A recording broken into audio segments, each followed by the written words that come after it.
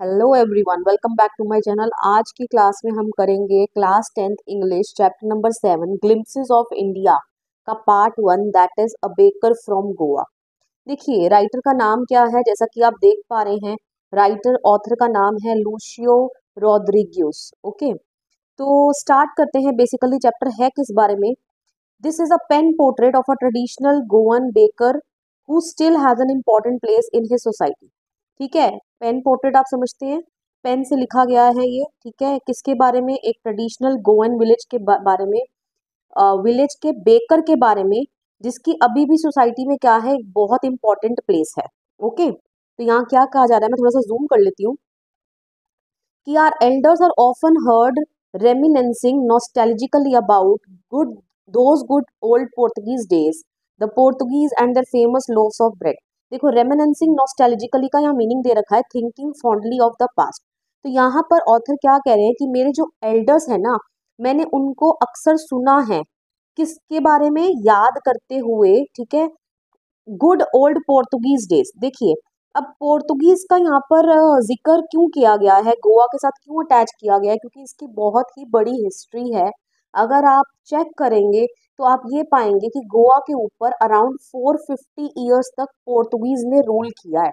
Okay, तो इसीलिए यहाँ पर ये बोला जा रहा है कि जो ऑथर के जो एल्डर्स हैं, ठीक है, और ऑथर ने अपने एल्डर्स से सुना है, किसको याद करते हुए?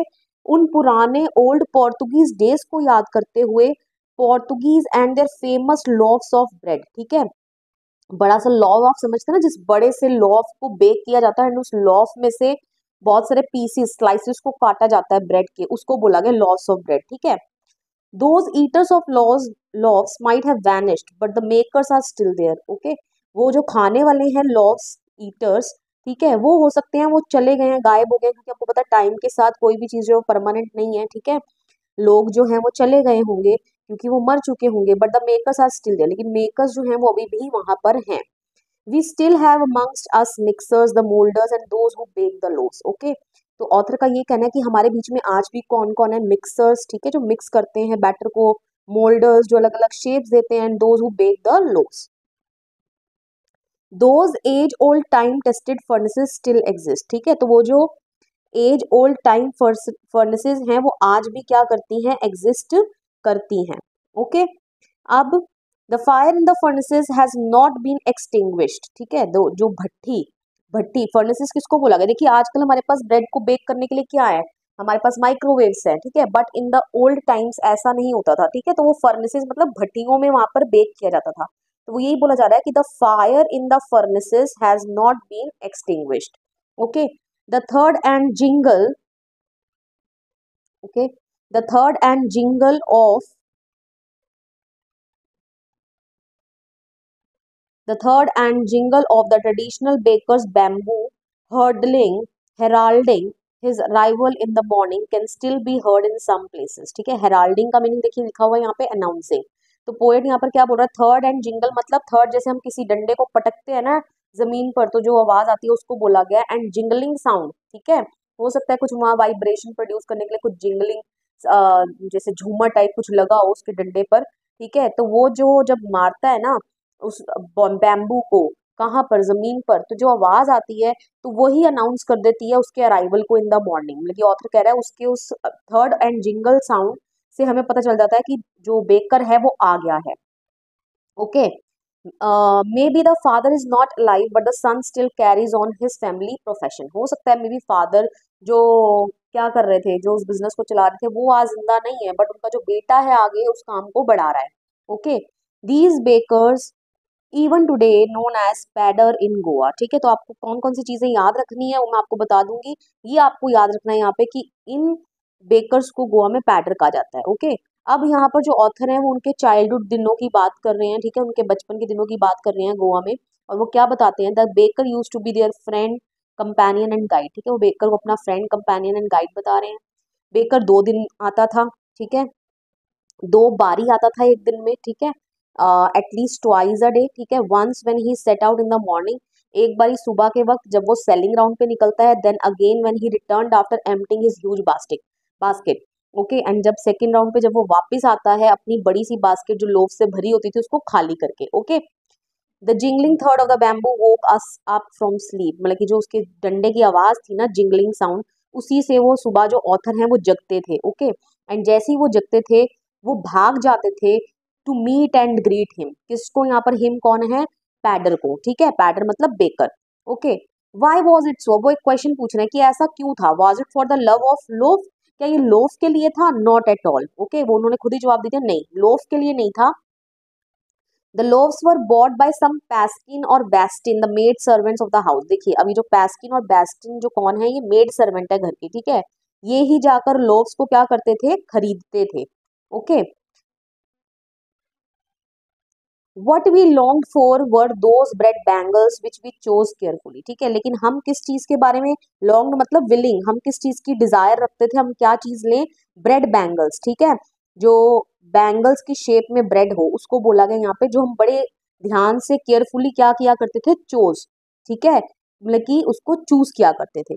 Okay, sometimes it was a sweet bread of special make, कभी कभी तो ये स्वीट ब्रेड होती थी, और स्पेशल मेक मतलब कि बहुत ही स्पेशल चीज की, मटेरियल की बनी हुई। Okay, the baker made his musical entry on the scene with a jhang jhang sound of specially made bamboo staff. Again वही लिखा हुआ है यहाँ पे कि बेकर जो है वो एंट्री करता है किसके साथ, अपनी झैंग झैंग साउंड के साथ, जो उसके हाथ में बैम्बू स्टाफ मतलब जो छड़ी है, एक हाथ से वो सपोर्ट कर रहा है basket on the head and the other bang the bamboo on the ground, ठीक है, एक हाथ से, जैसे आपने वो लड्डू वाले भैया देखे होंगे ना, सर के ऊपर एक टोकरी सी रख लेते हैं, उसको एक हाथ से पकड़ लेते हैं और दूसरे हाथ में उनके क्या है, स्टाफ, ठीक है, एक छड़ी सी रहती है, ठीक है, तो वही यहाँ पर बताया गया है। Okay, he would greet the lady of the house with good morning and then place his basket on the vertical bamboo, ठीक है, तो जो वेकर था वो अपनी क्या करता था, जो घर की औरतें थी उनको ग्रीट करता था गुड मॉर्निंग, एंड देन वो अपनी बास्केट को एक वर्टिकुलर बैम्बू, लाइक जो स्ट्रक्चर सा बना होता है, ठीक है, जैसे वो लड्डू बेचने वाले भी आपने देखे हैं ना भैया, नीचे क्या कर देती हैं वो, जो उनका वर्टिकल स्टैंड होता है उसको रखते हैं, उसके ऊपर वो जो टोकरी है लड्डुओं की वो रख देते हैं, ठीक है, तो ऐसा ही वो बेकर भी किया करता था।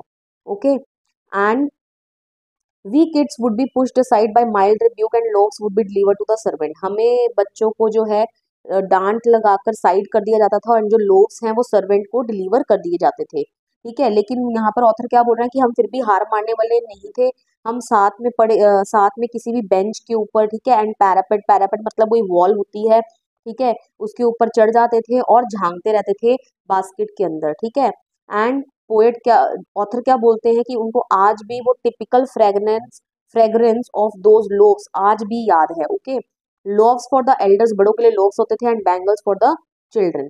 Then we did not even care to brush our teeth, फिर हम अपने टीथ ब्रश करने की भी परवाह नहीं करते थे, और वॉश आर माउथ्स, एंड ऐसा हम करे भी क्यों, ये ऑथर का कहना है, क्यों, क्योंकि कौन जोखिम उठाएगा कि वो मैंगो लीफ जो है वो प्लक करे, ठीक है, फॉर अ टूथब्रश, एंड इतना ये नेसेसरी भी क्यों है, क्योंकि टाइगर कभी अपने दांत नहीं धोता है, ब्रश नहीं करता है, हॉट टी जो है that is enough to clean up everything so nicely.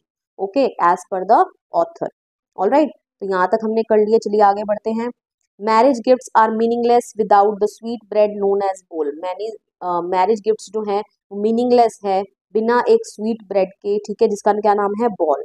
Okay, just as party और feast loses its charms without bread. Okay, जैसे हम किसी पार्टी में जाएं और वहां हमें खाने को ब्रेड ही ना मिले, तो वो खाने वाली चीज ही ना हो उसमें, तो पार्टी अपनी पूरी चमक खो देगी। द सेम मैनर, अगर किसी मैरिज में जो गिफ्ट दिए जाते हैं, अगर वो बोल मिठाई जो है वो ना मिले जो कि स्वीट ब्रेड है, तो पूरी उसकी क्या है, रौनक चली जाएगी।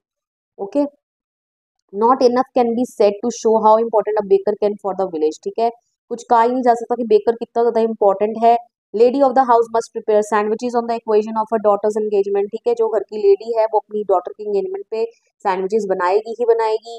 Cakes and bolinhas are must for Christmas as well as other festival, ठीक है, क्रिसमस एंड अदर फेस्टिवल्स के लिए केक्स एंड बॉलिनास जो है वो बनेंगे ही बनेंगे। Thus the presence of bakers furnace in the village is absolutely essential, इसलिए विलेज में बेकर की फर्नेस का होना बहुत ज्यादा क्या है, जरूरी है। The baker and the bread seller of those days had a peculiar dress. अब उसकी ड्रेस के बारे में एक्सप्लेन किया गया है कि एक पेक्युलर ड्रेस, मतलब कि एक बड़ी स्ट्रेंज ड्रेस वो डालते थे जिसका नाम था कबाए, ठीक है, ये सिंगल पीस लॉन्ग फ्रॉक था रीचिंग डाउन टू नीज, ठीक है, घुटनों के नीचे तक। इन आर चाइल्डहुड, ये तो पुराने समय की बात हो गई, ठीक है, जब पोर्तुगीज डेज, ठीक है, लेकिन ऑथर क्या कहता है, जब वो छोटा था तो उसने बेकर्स को कैसे देखा है? Wearing a shirt and trousers which were shorter than full length once and longer than half pants. ठीक है, तो ऑथर ने अपने बचपन में कैसे देखा है बेकर को? एक ट्राउजर में, ठीक है, शर्ट एंड ट्राउजर में, एंड ट्राउजर की लेंथ बताई गई है यहाँ पे, जो कि शॉर्टर होती थी फुल लेंथ से एंड लॉन्गर होती थी हाफ पैंट से। Even today, anyone wears a half pant which reaches just below the knees invites the comment that he is dressed like a pedder। और आज भी पोएट क्या बोल रहा है कि अगर किसी ने ऐसी पैंट डाली हो जो घुटनों के नीचे तक है, तो उसको अक्सर ये कमेंट सुनने को मिल जाता है कि ये किसके जैसे कपड़े डाल रखे हैं इसने, पैडर की तरह। The baker usually collected his bills at the end of the month. ठीक है, मंथ के एंड में बिल कलेक्ट करता था। मंथली अकाउंट्स जो है वो रिकॉर्ड कर लिए जाते थे on some wall with pencil, pencil के साथ। Baking was indeed a profitable profession in the old days. ठीक है, बेकिंग जो था वो इंडीड मतलब बिना शक के एक प्रॉफिटेबल प्रोफेशन था in old days. Baker and his family never starved, कभी भूखी नहीं मरती थी। He, his family and his servants always looked happy and prosperous. ठीक है, चाहे वो बेकर हो, उसकी फैमिली हो, उसके सर्वेंट्स हो, वो हमेशा हैप्पी, खुश नजर आते थे। एंड प्रॉस्परस मतलब आप समझते हैं डे बाय डे तरक्की करना। Okay, their plump physique was an open testimony to this. Plump physique का मतलब होता है, देखिए प्लम का मतलब दिखा है प्लेजेंटली फैट बॉडी। ठीक है, मतलब कि उनका मोटा शरीर देखकर कोई भी ये प्रूफ है इस स्टेटमेंट का कि उनकी फैमिली जो है वो कभी भी स्टार्व नहीं करती थी, हमेशा हैप्पी रहती थी एंड प्रॉस्परस रहती थी। Even today any person with a jackfruit like physical appearance is easily compared to a baker. और आज भी कोई पर्सन जिसकी जैकफ्रूट लाइक फिजिकल अपीयरेंस है, उसको किसके साथ कंपेयर कर दिया जाता है? बेकर के साथ कंपेयर कर दिया जाता है। Okay, so this was all about this chapter. यही हमने इस चैप्टर में पढ़ना है।